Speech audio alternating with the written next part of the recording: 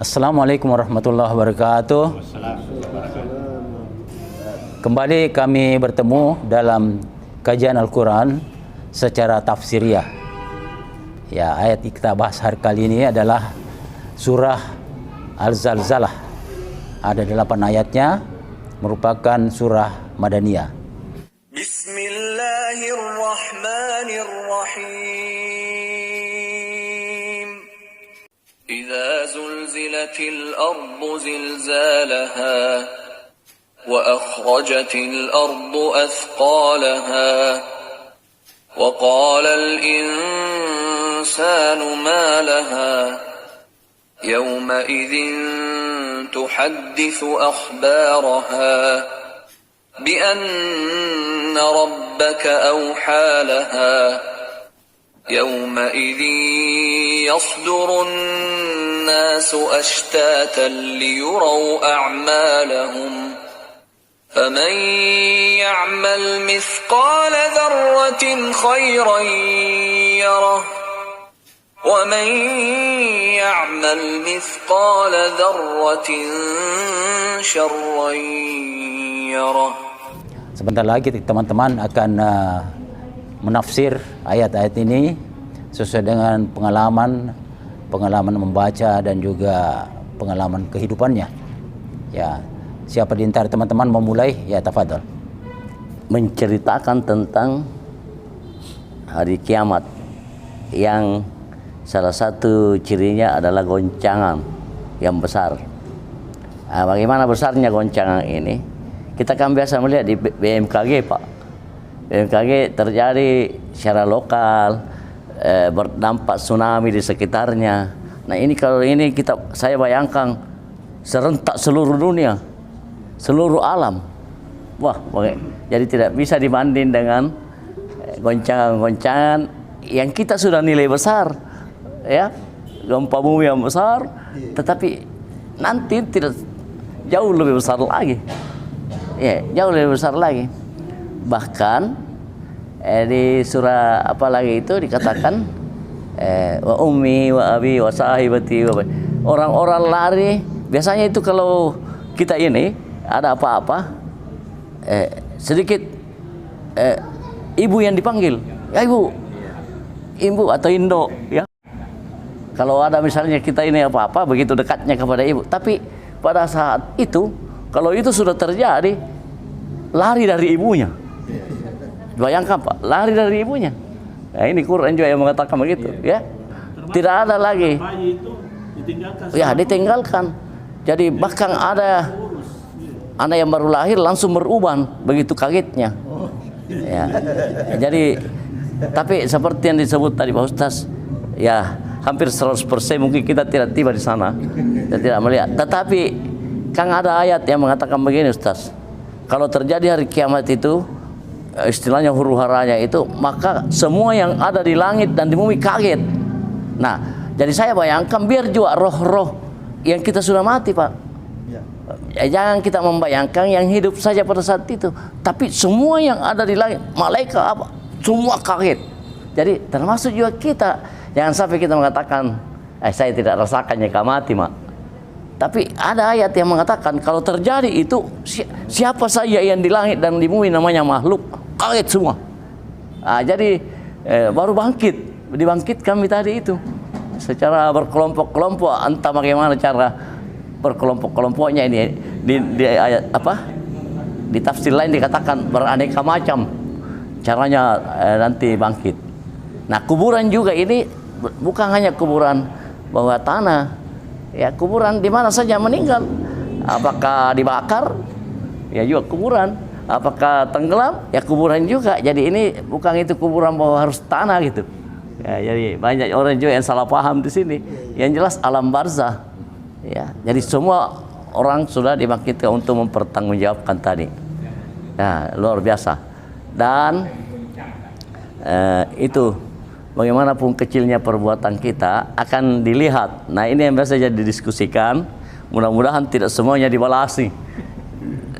Kalau dilihat saja seperti yang Ustaz pernah bilang, mama deraka, ma sijin, Mama Drakama Ilin kita markum, itu rekaman kita.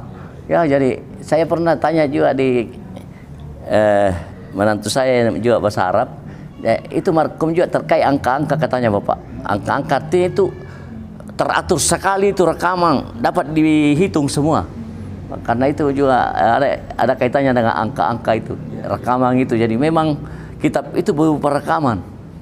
Nah, begitu canggihnya Allah membuat rekaman ini. Kenapa canggih?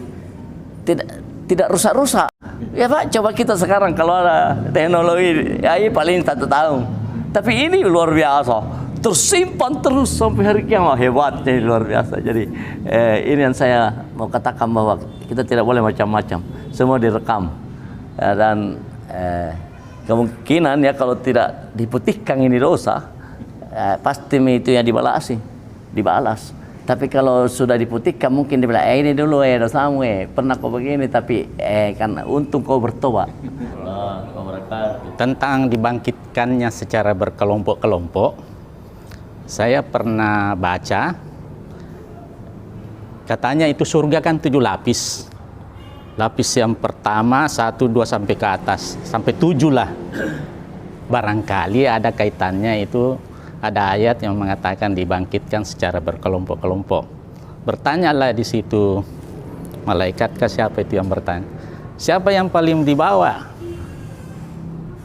Kalau tidak salah sama Rasulullah bertanya. Ya itu orang yang Yahudi. Neraka yang paling panas kan? Yang paling panas di bawah 7 lapis. Yahudi, kemudian orang yang murtad nomor 2.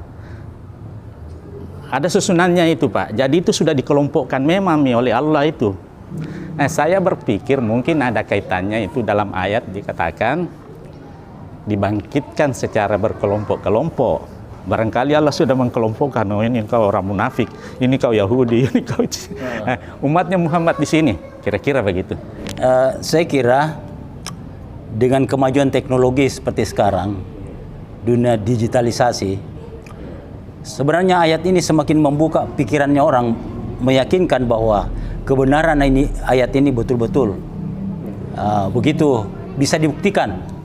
Sekarang saja manusia bisa merekam berjam-jam dengan megabyte, bahkan sampai terabyte lamanya ya.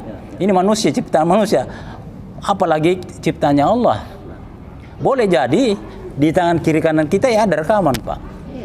Dan ini akan nanti terbaca, ya. Jadi perbuatan kita sebesar zarah pun, kebaikan dan keburukan itu pasti terekam. Oleh karena itu kita, alhamdulillah, kita masih diberi waktu oleh Allah Subhanahu Wa Taala untuk bisa bertaubat, mohon ampun kepada Allah, sehingga bersyukurlah kita sekarang ini. Tetapi yang pasti bahwa dunia saat ini, dunia digitalisasi, membuka mata orang bahwa rekaman itu pasti ada dan terjadi. Dan itu akan kita saksikan pada waktunya ya. Ini berkaitan dengan apa yang dikemukakan oleh Pak Ismail, bahwa suatu rekaman. Jadi kitab itu sebenarnya siapa yang buat? Sebenarnya itu kita yang melakoninya. Malaikat itu merekam. Jadi kitab itu kitalah yang membuat kitab. Artinya kegiatan kita kan kita ada pilihan bebas kita, freedom of choice. Manusia dan jin itu memiliki kebebasan untuk memilih. Kalau malaikat tidak, dia didesain memang untuk patuh selalu. Kalau binatang itu memang patuh kepada nafsunya, instingnya. Jadi 2 makhluk itu yang berpotensi untuk ingkar hanya jin dan manusia. Ya. Jadi mereka lah, kita inilah yang akan menentukan model buku itu. Malaikat hanya mencatat, ya mencatat saja. Dan di yaumil akhir itu iblis juga akan berkata, saya tidak pernah memaksa, saya hanya membujuk. Ya, jadi ini kan kebebasan kita memilih. Mudah-mudahan buku kita, catatan kita akan menjadi catatan yang bagus. Dan ini Pak Mail dalam kaitannya dengan rekaman itu, ini hanya pendekatan pemahaman saja. Kenapa disunnahkan itu pindah-pindah tempat kalau sunnah? Supaya saksinya itu makin banyak. Jadi ada di dekat tiang, ada yang di sini. kan rekaman itu. Jadi angle-nya itu kan beda-beda. Ya, angle dan benda-benda yang ada di situ sebagai saksi. Kan yang jadi saksi nanti kan benda yang hidup maupun yang benda mati jadi saksi. Jadi itu dalam kaitan pendekatan bahwa itu satu rekaman, maka itu bisa saja kita disunnahkan untuk pindah-pindah supaya makin banyak saksi, makin bervariasi. Meskipun tidak salah juga kalau tetap di situ. Tetapi kalau kita berpindah-pindah berarti makin banyak saksi. Berarti kita punya hasil rekaman itu semakin bervariasi. Nah ini kalau pendekatan kita kepada tadi itu pendekatan video itu tentu saja lebih canggih daripada CCTV yang kita miliki. Tadi ada pertanyaan dari Bapak kita yang mulia bahwa itu di dalam yauma idzi yasdurun nasu ashtatan liyura'amalahum. Di garis bawahi di sini berkelompok-kelompok. Ya, jadi manusia itu dibangkitkan oleh Allah. Allah yang membangkitkan, bukan kemauannya dia berkelompok. Jadi Allah yang membangkitkan ini, jadi bukan mengelompok, tapi Allah yang memberi kelompok. Nah pertanyaannya, kelompok kategori bagaimana? Di dalam tafsir yang lain dikatakan beraneka ragam. Jadi boleh jadi, Pak. Betul, boleh jadi. Wallahu a'lam bishawab. Seperti yang Bapak bayangkan itu, bahwa karena mau diperiksa ini, baru mau diperiksa. Kan ini baru bangkit.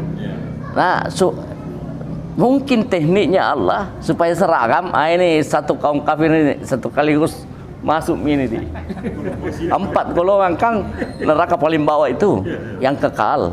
Kafir, musyrik, zindik, dan fasik. Itu ada dalam hadis bahwa itu kekal abadi. Kan ada juga yang tidak kekal abadi. Nah, jadi seperti itu gambarannya. Boleh jadi Allah mengelompokkan secara otomatis untuk efisiensi Allah sendiri.